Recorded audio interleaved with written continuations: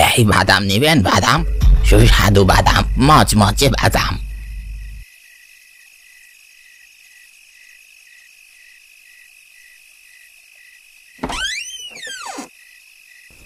আমি কি ঠিক শুনছি? এটা কি বাদাম বলা ছিল? কিন্তু এত রাতে আমাদের বাড়ির উঠোনে বাদাম বিক্রি করবে কে? নিশ্চয়ই আমি ভুল শুনছি।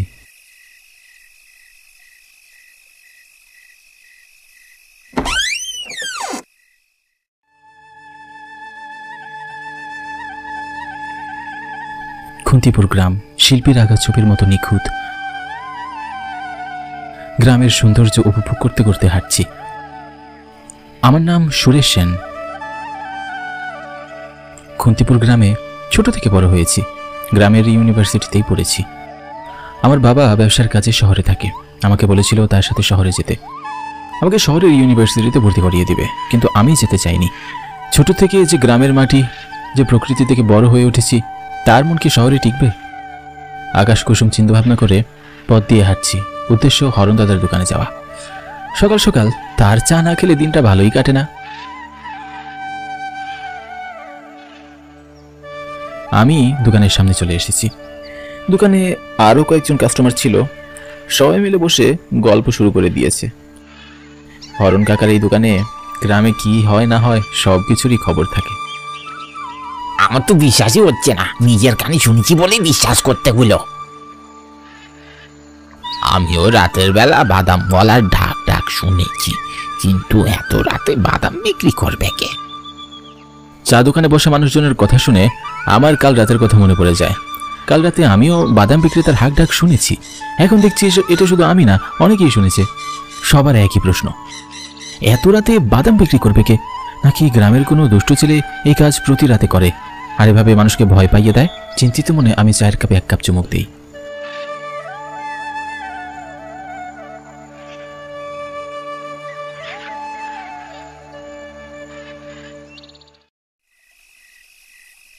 রাতের খাওয়া দাওয়া সেরে বিছানায় গিয়ে শুয়ে পড়ি।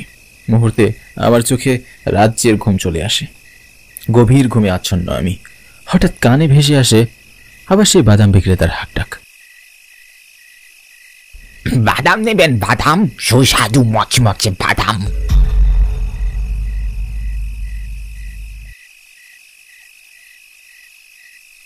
ঘুম ভেঙে যাওয়ায় বিছানা থেকে নেমে আমি দরজা খুলে বাইরে আসি। কিন্তু এখানে কোনো শব্দই আসছে না। কি আশ্চর্য! আমি কি ভুল শুনেছি? আমি বাইরে কিছুটা এগিয়ে যাই। নিস্তব্ধ চারপাশ, ঝিঝি পোকাদের ঝিঝি শব্দ আর ব্যাঙের ডাক ভেসে আসছে। এই গ্রামের সবাই গভীর ঘুমে তলিয়ে আছে। গ্রামে সন্ধ্যা 7টা মানেই অনেক রাত। সে জায়গায় এখন রাত আনুমানিক 2টা বাজে। গভীর গুণে আচ্ছন্ন আমার মা। মা হয়তো কিছুই শুনতে পায়নি। আমি চারপাশে দেখি, কিন্তু না, কাউকেই তো দেখতে পেলাম না। ভুল শুনেছি এটাও বিশ্বাস করতে কষ্ট হচ্ছে।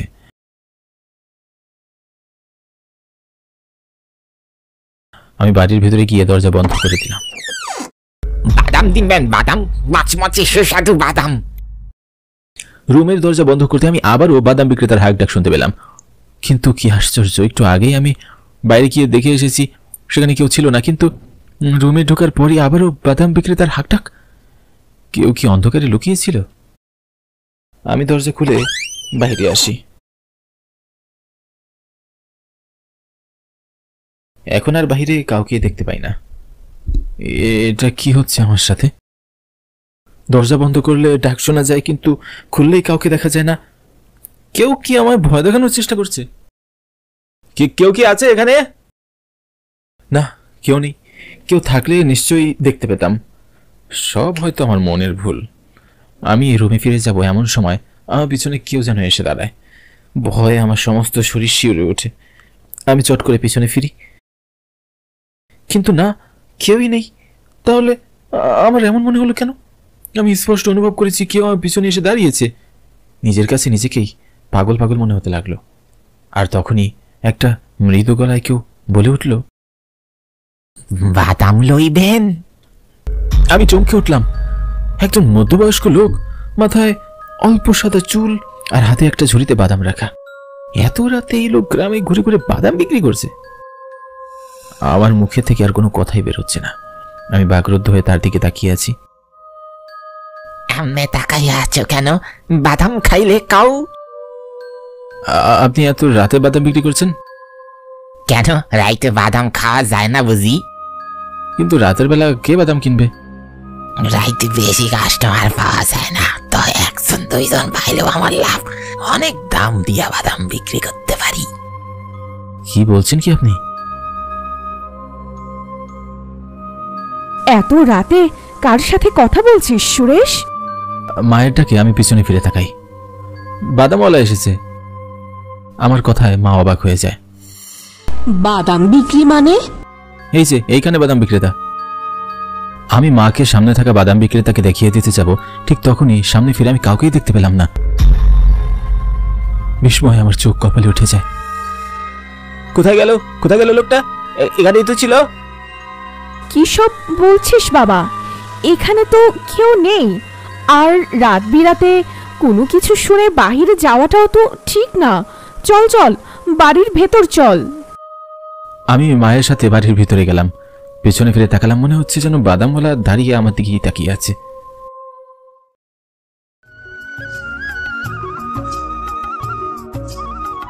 কাল সারা রাত ভয়ে আমার ঘুম হয়নি।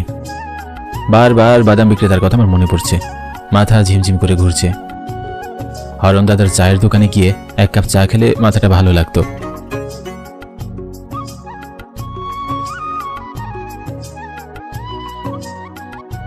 তাই সকালে ঘুম থেকে উঠেই আমি হরণ দাদার চায়ের দোকানে চলে আসি।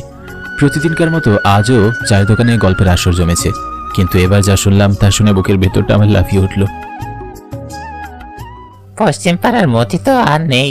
কাল রাতে শুনেছি বাড়ি থেকে বের হয়ে গেছে, আর আজ সকালে সবাই তার ছিন্ন ভিন্ন লাশ বাসঝাড়ে পেয়েছে।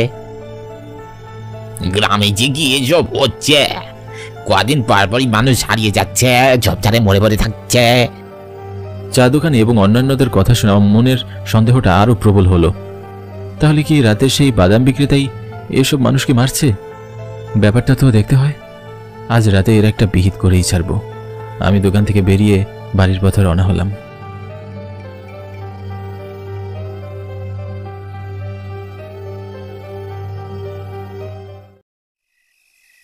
আজ খাওয়া দাওয়া শেষ করে বিছানায় শুয়ে রাতে বাদাম বিক্রেতার জন্য অপেক্ষা করতে লাগলাম। কিন্তু মাঝরাতে আমি মাছ বিক্রেতার হাক ডাক শুনতে পেলাম। বিছানা থেকে উঠে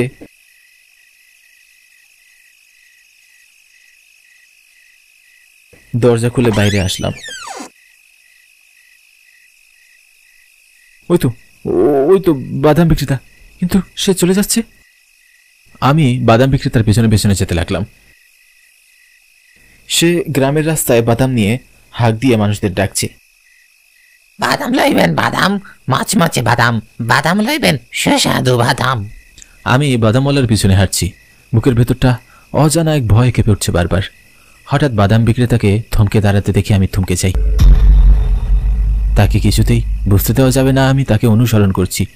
কিন্তু হঠাৎই বাদাম বিক্রেতা পিছনে ফিরে তাকায়। ভয়ে আতঙ্কে আমার সারা শরীর শিউরে উঠে। প্রচন্ড ভয় লাগছে। মুখের এক পাশ ঝলসে আছে, মুখের দুপাশের দাঁতগুলো বড় বড়, সারা শরীর রক্ত। সে বিদ করে হাসি দিয়ে আমি জিজ্ঞাসা করে, বাদাম নেবে কাকা? না না, আমি বাদাম নিব না, আমার কাছে কোনো টাকা নেই। আমি আমি বাড়ি যাব। একবার যেহেতু বাদামের গ্রামে আমার পিছু পিছু চলে এসেছে, সেহেতু আর ফিরে তো যেতে পারবে না। মানে আমি বাদাম নিব না, আমার কাছে টাকা নেই। বাদামের বদলে তো টাকা আমি নিই না। তাহলে অশরীরটি প্রচন্ড ভয়ঙ্কর ভাবে হাসতে থাকে। হাসি শুনে মনে হচ্ছে পুরো রাস্তাটাই যেন কাঁপছে। কানে তালা লাগানো হাসি। সে হিংস্র ভাবে দেখায়। আমার ডাকে যে সাড়া দেয় তাকে জীবনের মায়া ত্যাগ করতে হয় কোকা। আজ তুই আমার শিকারী। বাদাম বিক্রেতার কথায় আমার নিঃশ্বাস বন্ধ হয়ে আসার উপক্রম হলো। তাহলে এই অশরীরই এই গ্রামের মানুষদের নির্মমভাবে খুন করছে, আর এখন আমাকে করতে চায়।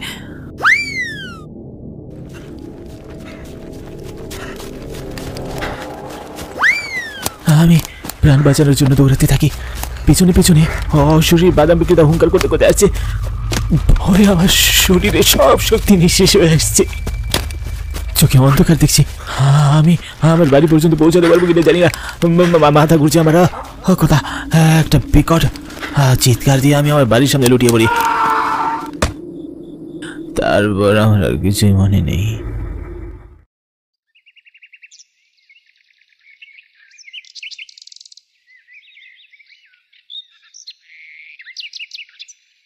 চোখ খুলে আমি নিজেকে আমার ঘরে আবিষ্কার করি। মা উদ্গ্রীব হয়ে আছে। গত রাতের কথা মনে পড়ে আমার মাকে আমি সব খুলে বলি। কতবার বলেছি রাত বিরাতে ডাক শুনে ঘর থেকে বের হোস না, অমঙ্গল হয়। মায়ের মিষ্টি বকা শুনে আমি চা খেতে আমাদের গ্রামের হরণ কাকার দোকানে আসি। আছে দোকানে অচেনা লোকটাকে দেখতে পাই। তার কথা সবাই মুগ্ধ হয়ে শুনছে। আমি রজতপুর থেকে এসেছি, শুনেছি এই গ্রামে প্রায় নাকি মানুষ মারা যায়। আগে হ্যাঁ, গ্রামে গিয়ে একটা বইতাছে, সবাই ভয় পাচ্ছে।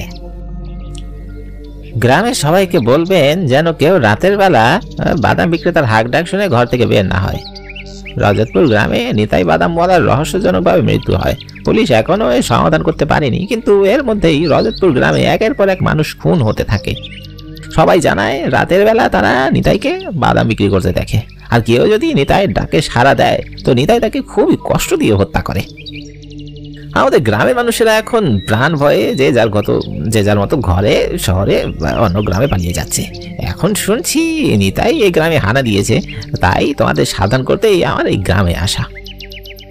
লোকটার কথা শুনে আর চুপচাপ থাকতে পারলাম না। গত রাতের কথা আমি সবাইকে খুলে বললাম।